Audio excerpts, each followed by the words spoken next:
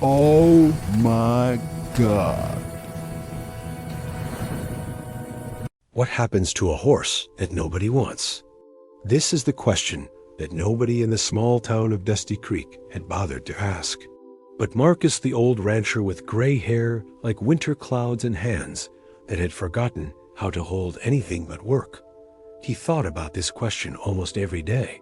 He thought about it on a Tuesday morning in September when the trader came to his ranch with a colt that looked like sadness walking on four legs. The ARI Val Marcus was fixing the fence near the barn when he saw the wagon. It was pulled by a tired brown horse with bones showing through its coat. The wagon was old and wooden, painted a faded red that had once been bright. Now it looked like everything else in the desert, tired, used up, forgotten. The trader's name was Colt Harris, though everyone called him Cheap Colt because he never paid much for anything. He had a face like leather, left too long in the sun, all wrinkles and no kindness. His clothes smelled like cigarette smoke and bad decisions. Behind the wagon, on a rope so short it could barely move, was the colt. Marcus stopped working. He put down his hammer and walked closer. The colt was maybe 3 years old. It was thin, not just small, but actually thin like hunger was making it smaller every day. Its coat was not shiny like a young horse's coat should be. Instead, it was dusty and rough, with spots where hair seemed to be missing. But it was the colt's eyes that stopped Marcus completely. The eyes were dark brown, almost black, and they held something that should not have been in an animal's eyes. Sadness. Real sadness. The kind that comes from being unwanted for a very long time. And when the colt looked at Marcus, Marcus saw something else. A limp, the front left leg bent at an angle that was not natural. The colt did not put much weight on it. Every few steps, it had to shift and adjust. Like walking was a puzzle it could not solve correctly. Marcus felt something in his chest. A small pain. A small knowing. That one there, Cheap Colt said, spitting on the ground and not bothering to say hello first. That one's cursed, or broken, or both. I'm not sure which anymore. I've had him for 4 months, and he just gets worse. Marcus walked closer to the colt. He did not reach out to touch it. He just looked. What happened to his leg? Marcus asked quietly. Got kicked by his mother when he was young. Before I got him. The leg healed wrong. The bone didn't set straight. Every day he's getting worse, not better. The vet said there's nothing to do. He said I should just end it. But I don't have the heart for that kind of thing. The trader was lying. Marcus could tell. Cheap Colt did not have the heart to end it because he had no heart at all. He was just tired of feeding something that could not work. How much? Marcus asked. How much what? How much for the colt? Cheap Colt laughed. It was not a happy laugh. You serious? Look at him. He's worthless. He'll never ride. He'll never work. He might not even live through winter. His legs will probably give out completely. Marcus waited. He had learned to wait a very long time ago. I'll give you 5 pennies, Cheap Colt said. That's not a price.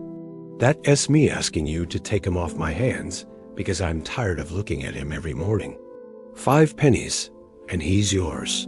Marcus reached into his pocket. His fingers touched 5 pennies. He had saved them, not for a broken colt, but for tobacco that he might never buy. 5 pennies was not much money. But to Marcus right then, 5 pennies felt like the most important money he had ever held. He held them out. Cheap Colt took them and did not even say thank you. He left the rope in Marcus's hand and climbed back onto the wagon. He pulled the tired brown horse in a circle and drove away, not looking back once. And suddenly, Marcus was standing in the dust with a worthless colt on the end of a rope, and the afternoon was getting longer, and the sun was getting lower, and he was very tired. Marcus was 58 years old. He was alone on his small ranch because his wife had died 5 years ago, and his children had moved away to cities where they thought life would be better. They had not visited in 3 years. They sent money sometimes, but money was not the same as coming home. His ranch was small, just 15 acres, and a barn that needed new wood. He had some chickens and a goat and a horse that was too old to ride anymore. He had enough money to buy food, but not enough to buy happiness. He had enough time to do all the work, but not enough of anything else.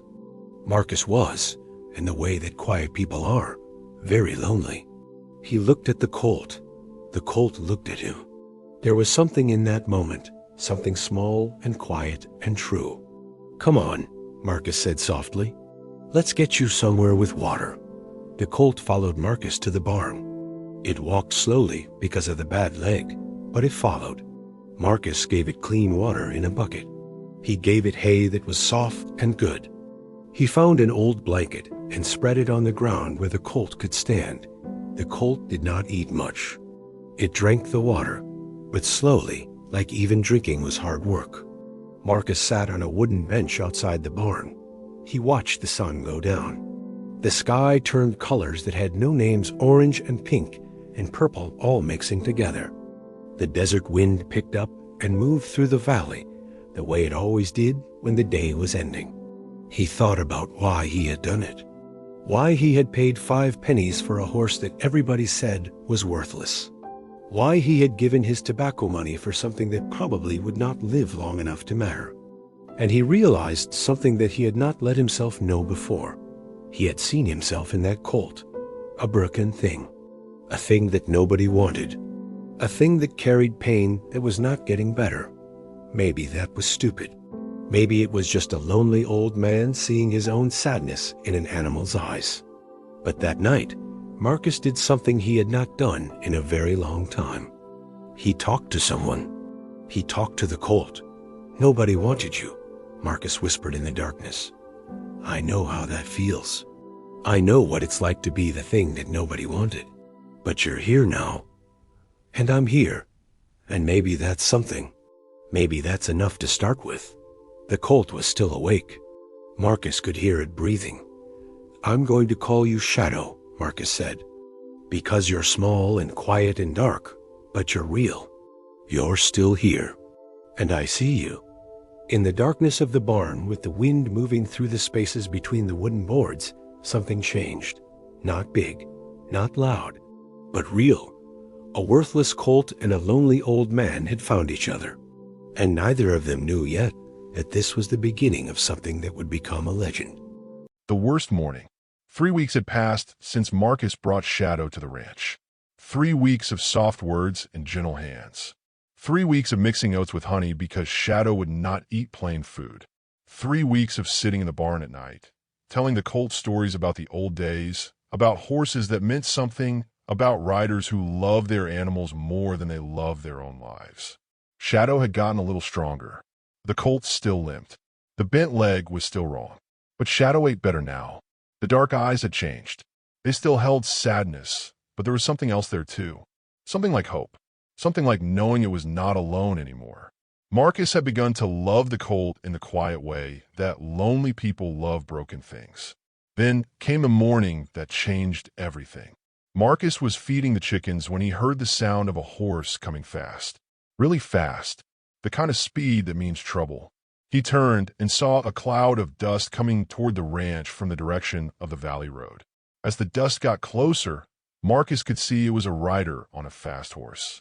His heart moved wrong in his chest. He knew this rider. It was his granddaughter, Emma. Emma was 23 years old.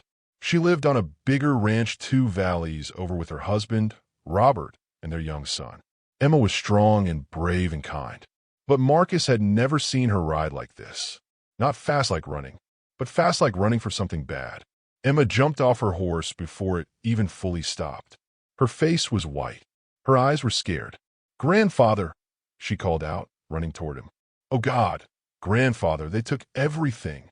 The stolen night. Marcus held Emma while she cried and told the story in broken pieces. A gang called the Red Dust Riders had come in the middle of the night. They came with torches and guns. There were maybe 7 or 8 men. Robert had told Emma to hide with their son in the cellar and not make a sound. The Red Dust Riders had taken everything. All the cattle, 23 of them. All the sheep, 9, and the 3 good horses, the strong ones that Robert used for work and riding. It was everything Emma and Robert had worked for, everything that made their ranch worth something. The sheriff is 3 days away, Emma said, her voice shaking. Even if we send for him now, by the time he gets here, they'll be gone. They'll have sold the animals. They'll have disappeared into the desert. We'll lose everything, grandfather. We'll lose the ranch. We'll lose our home. Emma looked at her old grandfather with tears on her face. I don't know what to do, she whispered. Marcus held her. He was 60 years old. He was not strong anymore. He was not a rider. He could not chase criminals. He was just an old man who worked on a small ranch and talked to a broken colt. But his granddaughter needed him. And Marcus had learned something in his life about what happens when someone needs you. You find strength that you did not know you had. The decision. That night, Marcus did not sleep. He sat on his bench outside the barn. The stars were bright and clear. The desert was so quiet it almost hurt to hear the silence. He thought about the red dust riders. He thought about Emma and Robert losing everything. He thought about how sometimes the world was very unfair and very hard. And he thought about Shadow. The colt could not run. The colt could barely walk straight. A broken horse was not going to help anyone. It was not going to chase bad men. It was not going to save a ranch or help a granddaughter. It was impossible, but the world was full of impossible things. Marcus had learned that too. Just before sunrise, Marcus walked into the barn. Shadow was already awake, standing in the corner where it liked to stand. The colt turned its head when it heard Marcus come in. In the gray morning light, those dark eyes looked at the old man. Marcus walked over slowly. He put his hand on Shadow's neck. I don't have anything else, Marcus said quietly. I don't have a fast horse. I don't have young legs. I don't have anything except you. And you're broken like me. But maybe that's what we need. Maybe 2 broken things together can be strong enough. Shadow stepped closer. The colt rested its head on Marcus's shoulder, the way it had learned to do in these 3 weeks. Marcus understood something in that moment. Something true and deep. It did not matter that Shadow had a bent leg. It did not matter that the colt was supposed to be worthless. It did not matter that nobody believed in either of them. What mattered was that they believed in each other. The impossible moment. Marcus found an old saddle in the barn.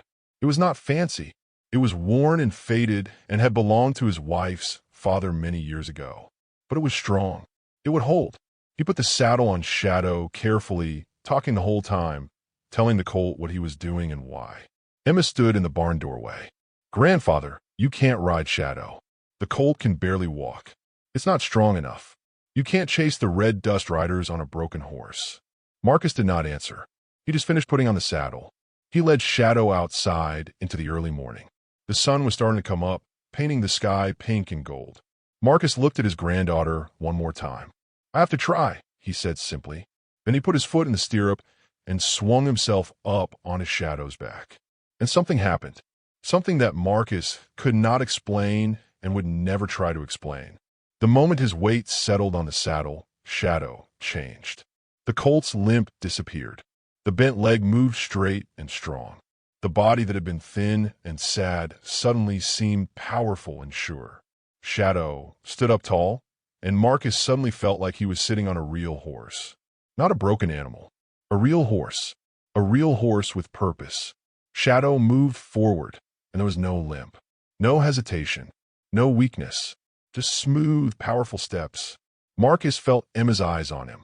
He could hear her gasp, but he did not turn around to explain. He could not explain it. He did not understand it himself. He just held the reins gently and whispered to Shadow, "Take me to them. Take me to the animals. Take me to help my granddaughter.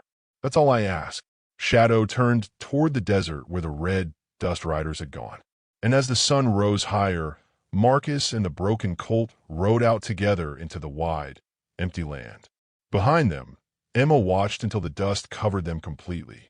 She stood there for a long time, wondering if she had really seen what she had seen, wondering if an old man and a worthless colt could really save a ranch. But she believed, because she had seen it with her own eyes. And sometimes when you see something impossible happen right in front of you, belief is the only thing that makes sense. Marcus had never ridden for so long without stopping. His legs hurt. His back hurt. The sun was so hot it felt like standing inside a fire. The desert stretched out forever in every direction, nothing but sand and rocks and plants that grew with thorns instead of leaves. It was beautiful and terrible at the same time. Shadow moved without stopping. The Colt walked straight, following tracks that Marcus could barely see. The red dust riders had left marks in the sand, hoof prints and wagon tracks and places where they had stopped to rest. But they had left them 3 days ago. 3 days was a long time in the desert. The wind moved the sand. The tracks were fading, but Shadow seemed to know where to go. "How do you know?" Marcus whispered to the Colt.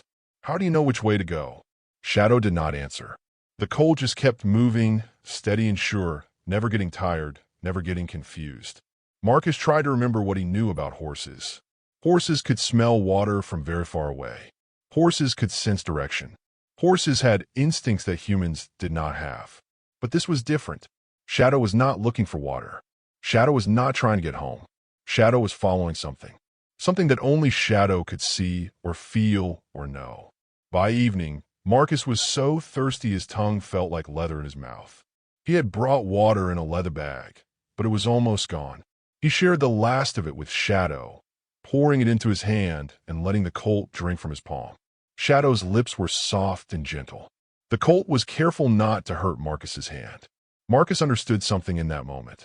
Even in pain, even in thirst, even when the Colt must have been suffering, Shadow was still being kind, still being gentle, still caring about the old man on its back. That was not an animal thing. That was a loving thing. The second night, Marcus fell asleep in the saddle. His body was so tired that it just closed down. His eyes shut. His mind stopped thinking.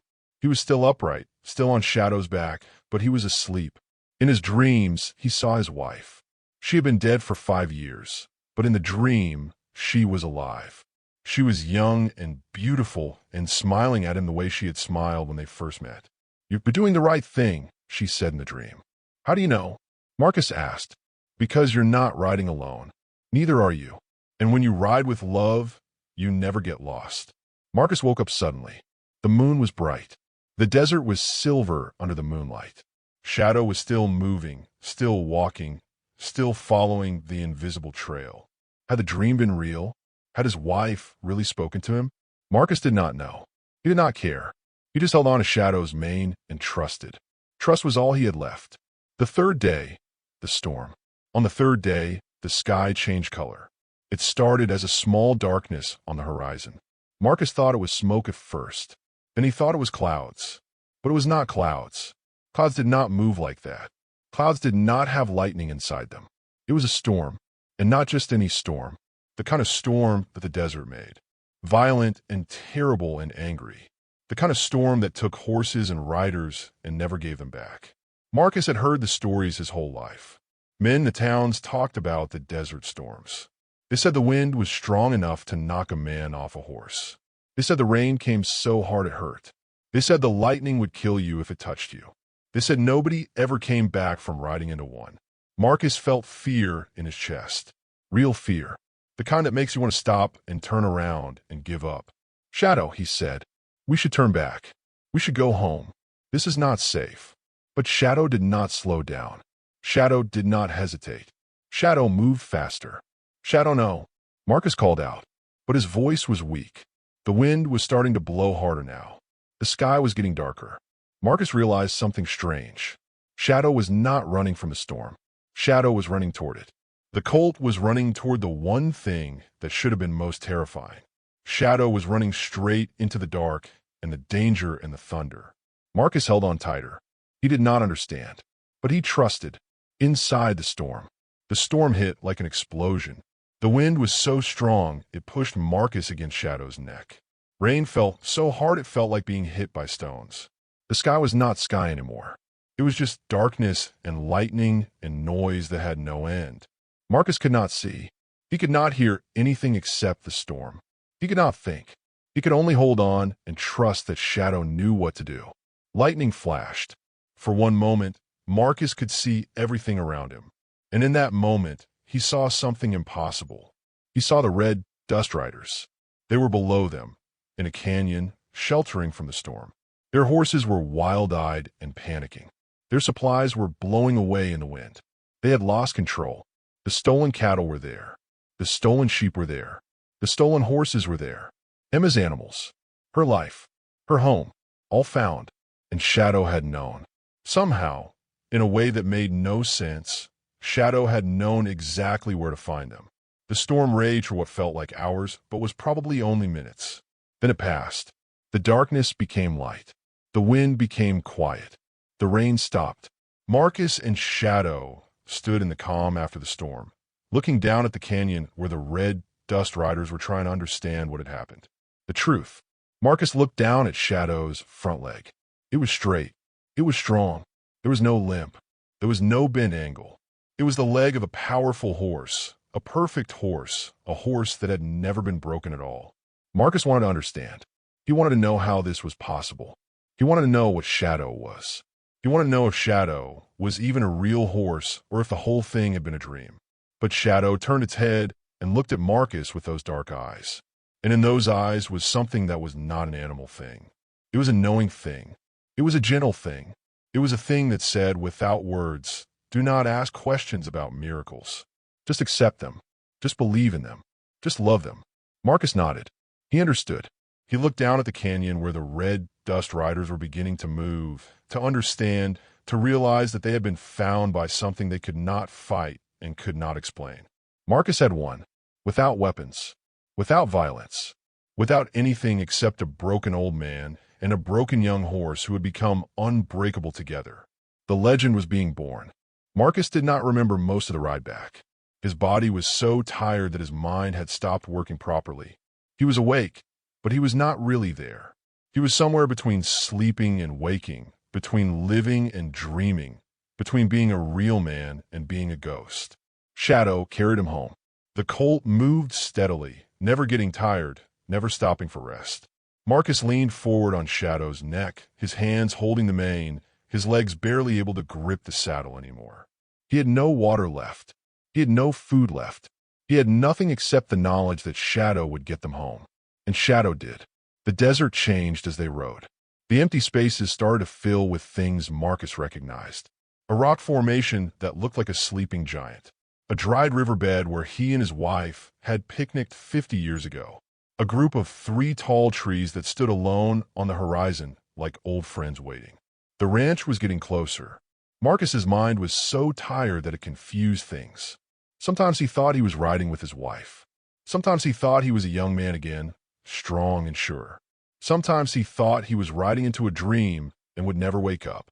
But Shadow kept moving. Shadow knew the way home. The dust cloud.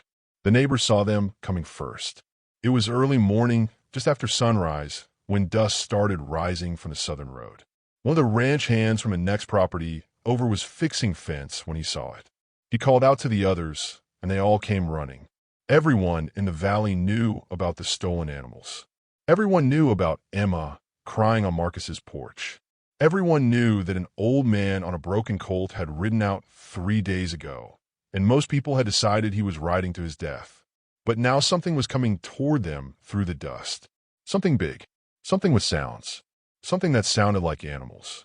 By the time Marcus and Shadow came into view, there were 20 people standing in the valley, watching and waiting. The stolen cattle came first.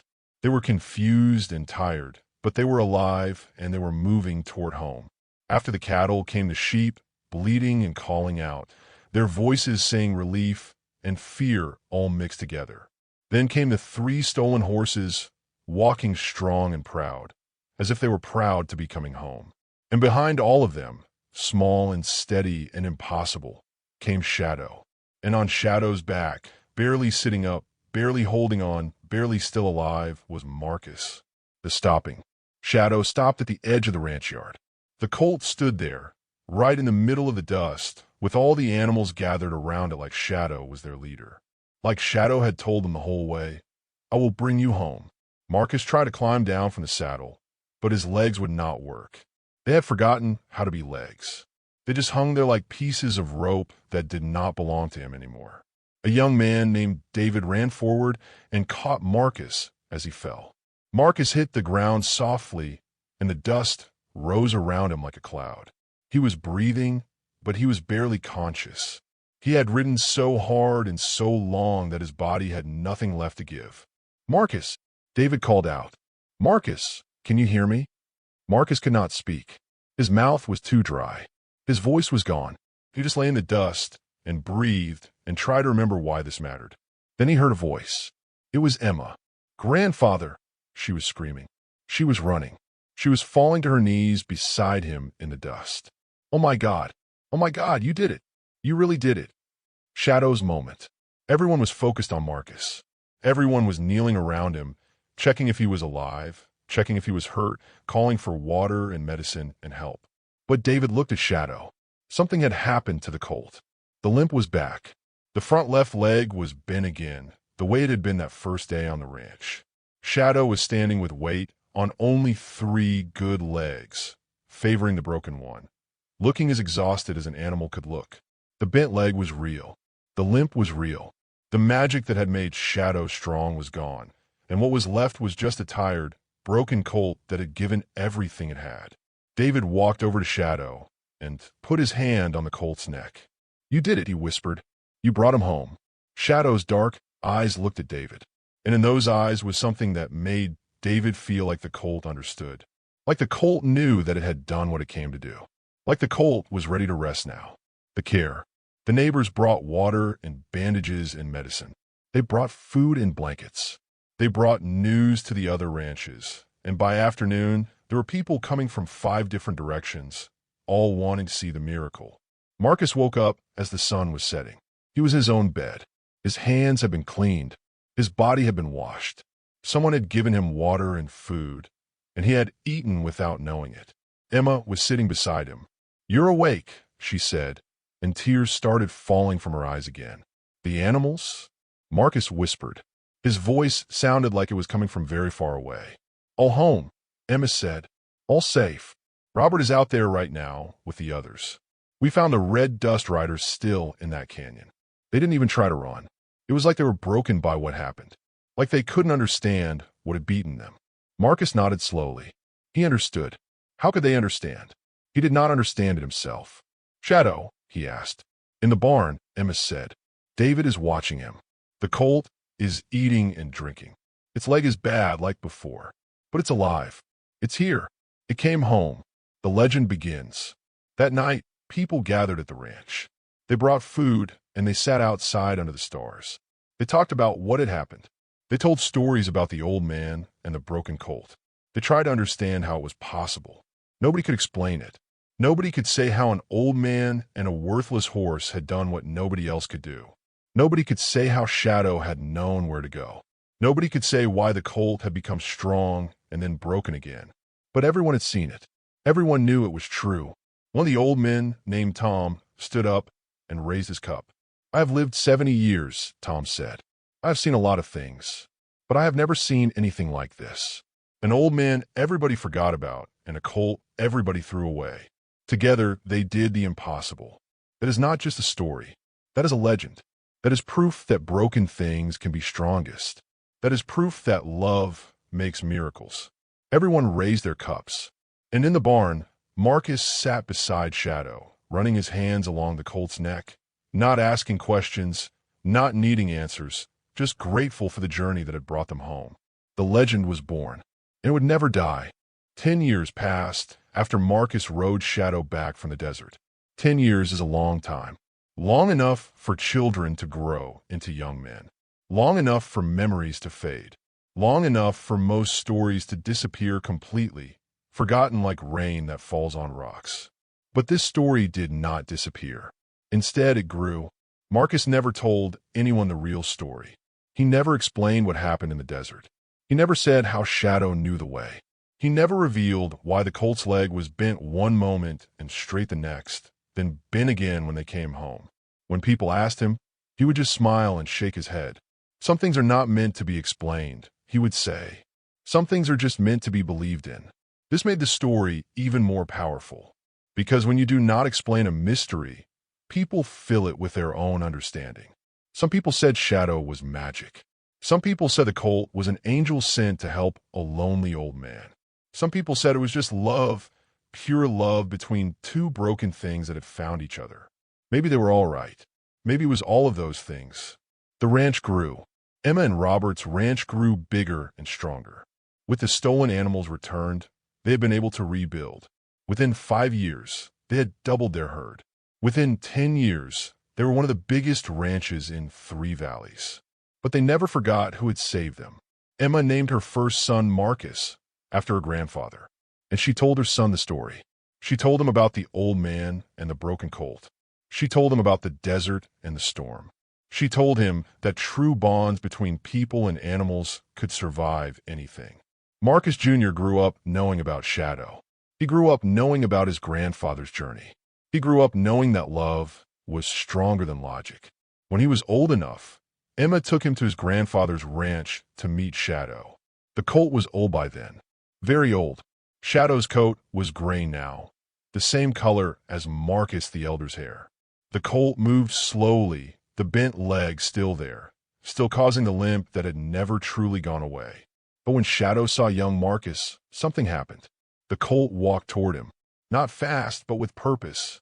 Shadow rested its head on the boy's shoulder, the way it had rested on the old man's shoulder so many years before.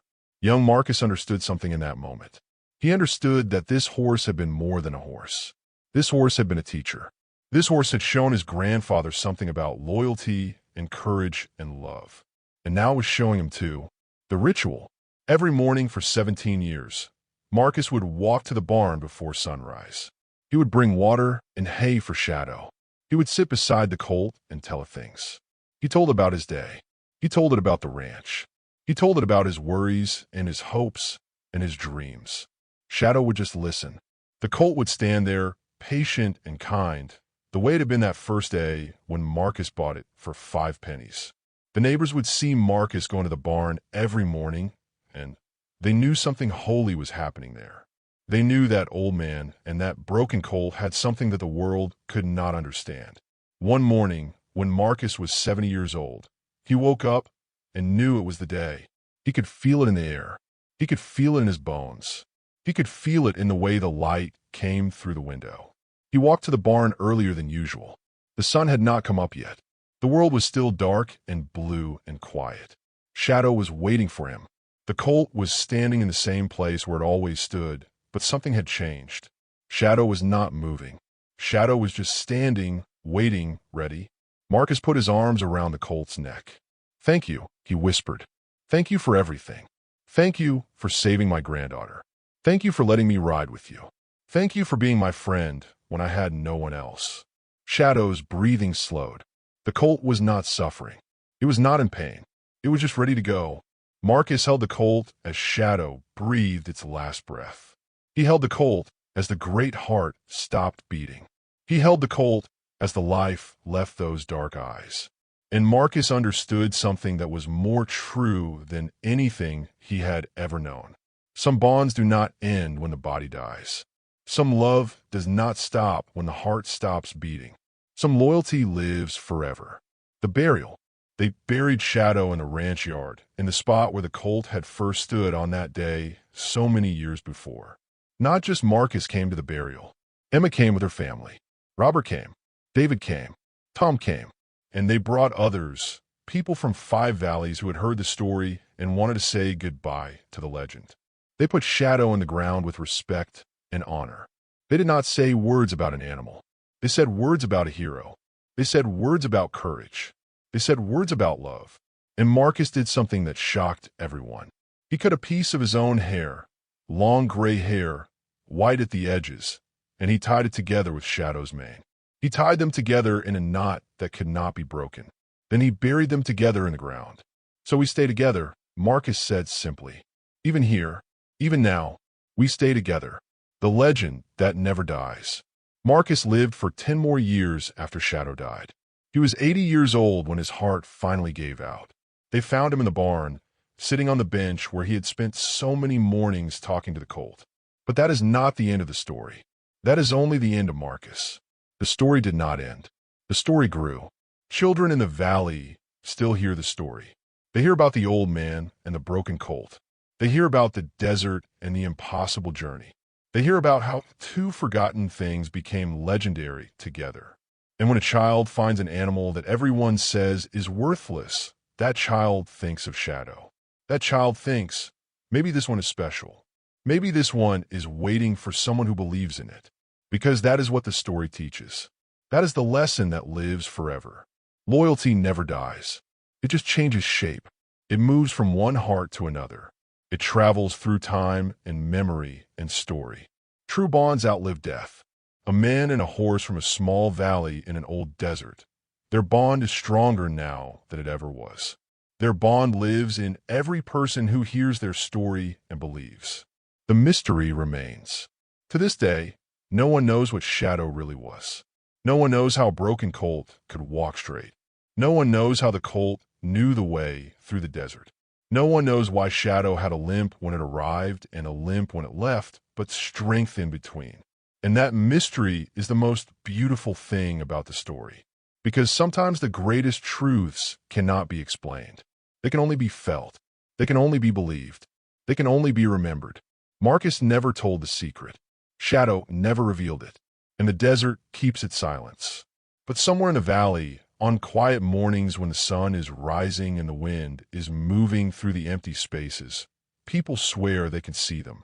An old man on a strong horse, riding toward something only they can see, riding toward legend, riding toward forever.